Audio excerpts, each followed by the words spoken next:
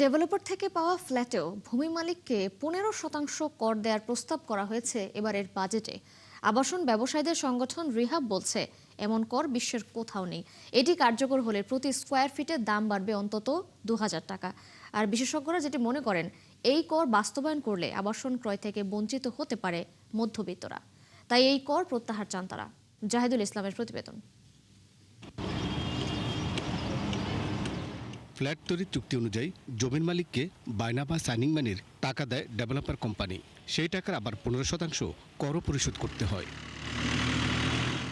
এবার বাজেটে প্রস্তাব করা হয়েছে, ডেভেলপারের কাছ থেকে প্রাপ্ত ফ্ল্যাটের 15% কর পরিশোধ করতে হবে জমির মালিককেও।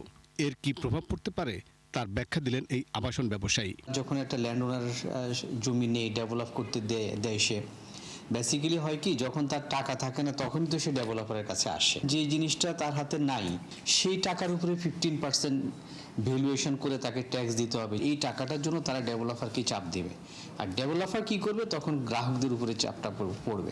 আবাসন ব্যবসায়ীদের সংগঠন রিহাব বলছে, এমন কর বিশ্বের কোনো দেশেই নেই। এই ট্যাক্সের কারণে পার স্কোয়ার ফিট কমপক্ষে 2000 টাকা রেট বেড়ে যাবে। কালার এক্সপার্ট ডার্ক স্যাপ এবং মাইল্ড অন হ্যান্ডস টেকনোলজি সমৃদ্ধ অরিক্স অ্যাডভান্স ডিটারজেন্ট পাউডার আপনার লন্ড্রি এক্সপার্ট। পৃথিবীর কোথাও নাই। কেন বাংলাদেশে এই করটি কার বুদ্ধিতে করা হয়েছে, উই ডোন্ট নো। সংগঠনটির সভাপতিও বলছেন, জমি এবং ফ্ল্যাটের নিবন্ধন খরচ এশিয়ার মধ্যে বাংলাদেশেই বেশি। যুদ্ধের কারণে বিভিন্ন প্রোডাক্টের দাম বেড়েছে। বাজারে দেখা গেল যে সিমেন্টের দাম ট্যাক্স নতুন করে আবার করা হয়েছে, রডে করা হয়েছে, কেবলে অনেক বেশি করা হয়েছে। তো সেখানে যদি আরো 10% অ্যাভারেজ আমি করে বলছি বাড়ে, তাহলে 31 আর 11 কত হয়, তাহলে 42-43% কিন্তু আপনার কস্টিং বেড়ে যাবে। তার মানে হচ্ছে যে ফ্ল্যাটটা 8000 টাকা সেল হয়, সেটা কিন্তু কস্টিং বেড়ে এখন কিন্তু 13-14 টাকা সেল করতে হবে। অর্থনীতিবিদরা বলছেন, নতুন কর বাস্তবায়ন করলে আবাসন থেকে বঞ্চিত হবেন মধ্যবিত্তরা।